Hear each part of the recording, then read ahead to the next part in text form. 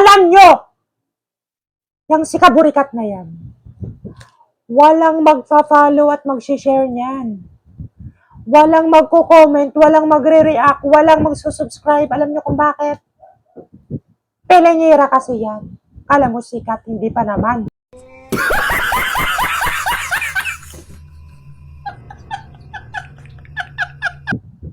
May pahimala-himala pa sila kagabi.